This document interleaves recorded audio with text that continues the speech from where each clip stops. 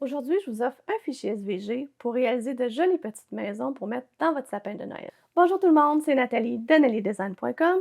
Aujourd'hui, je vous montre comment réaliser ces jolies petites maisons inspirées de la collection Winterfest de IKEA. Et si jamais ça vous tente, vous pourriez même couper le bas, enlever les panneaux qui se replient, puis mettre une petite chandelle, évidemment, électrique à l'intérieur, puis les utiliser comme centre de table ou décoration lumineuse sur votre table ou sur vos meubles. Une fois dans Cricut Design Space, vous allez créer un nouveau projet. Et une fois le nouveau projet créé, vous allez cliquer sur Télécharger. Ensuite, télécharger une image. Vous allez parcourir et aller chercher le fichier où est-ce que vous l'avez sauvegardé lorsque vous l'avez téléchargé. Donc, moi, il est ici. Les fichiers SVG, souvent, sont représentés par Google. C'est pour ça que je vous indique toujours SVG à la fin, parce que sinon, c'est très difficile de s'y retrouver. Donc, on ouvre le fichier SVG. Une fois que ça c'est fait, vous allez faire sauvegarder. Ensuite, moi j'ai téléchargé 2 fois, là, mais inquiétez-vous pas pour ça. C'était pour le tester la première fois. Là, vous l'avez téléchargé, donc vous cliquez ici et vous faites insérer des images. Vous allez voir à quel point c'est simple. Une fois que c'est inséré, je fais les fichiers pour que ce soit le plus simple pour vous. Donc, vous allez cliquer sur Groupe, vous assurer que tout est sélectionné et cliquer sur Dégrouper. Ça va vous laisser avec 3 autres groupes. Je fais spécialement ces groupes-là pour que ça soit vraiment plus simple pour vous. Donc là, tout ce que vous voyez avec une ligne, puis qui n'est pas des formes pleines, et en plus sont de couleur rouge, ça va être des lignes de pliage que je veux que vous sélectionnez. En utilisant Shift, vous pouvez les sélectionner tous ensemble pour aller plus vite. On aime ça. Et au lieu de découper, vous allez aller à Rainer. Automatiquement, elles apparaissent en pointillé. Là, en vous fiant sur les groupes que j'ai déjà créés, vous allez attacher chaque groupe ensemble. Donc, il faut attacher la ligne de rainure à la forme à découper. Donc, très facile, vous sélectionnez le groupe et vous cliquez sur Attacher.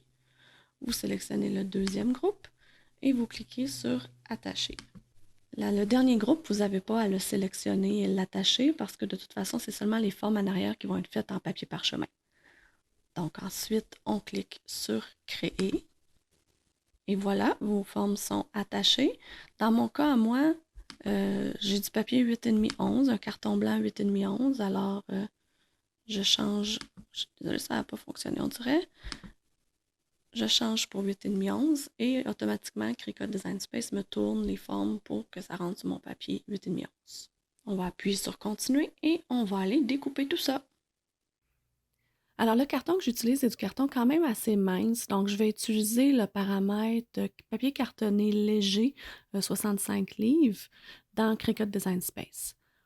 Ensuite, je vais mettre ma roue de rainage parce que c'est ce qu'on me demande, parce que j'ai la Maker. Alors, si vous avez la Explore ou vous n'avez pas de roue de rainage, vous pouvez changer pour vous mettre le stylet de rainage dans la mâchoire A. Donc, quand le rainage est terminé, Design Space nous demande de changer pour la lame, alors c'est ce que je fais. Et on appuie sur le bouton pour continuer.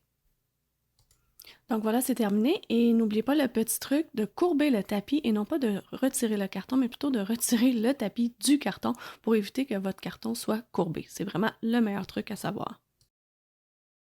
Pour le papier parchemin, ça va vous prendre le tapis vert. Si vous voulez, vous pouvez aussi tout simplement couper à main. Honnêtement, ce n'est pas des formes qui ont besoin d'être très précises puisque ça va être collé à l'endos du carton. Et la première chose à faire, justement, ça va être de coller ce papier parchemin-là sur la maison.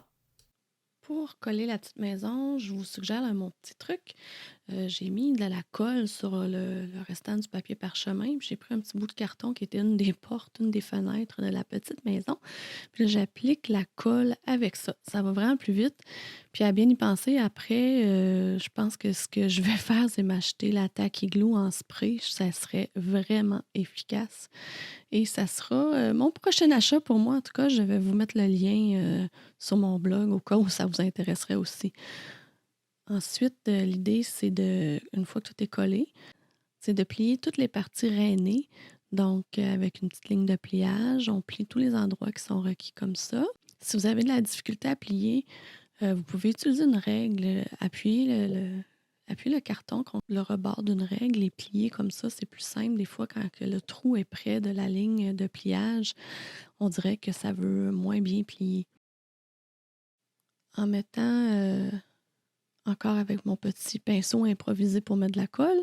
Des fois, il faut le tenir un petit peu plus longtemps pour que la colle se fixe bien. Donc là, je le tiens et pendant ce temps, on met de la colle ailleurs. Là, j'avais un petit bout du papier parchemin qui décollait, donc j'en ai profité pour en remettre un petit peu. C'est là que je vous dis que la colle en spray aurait fait probablement une meilleure job. Des fois, on se débrouille avec ce qu'on a sous la main.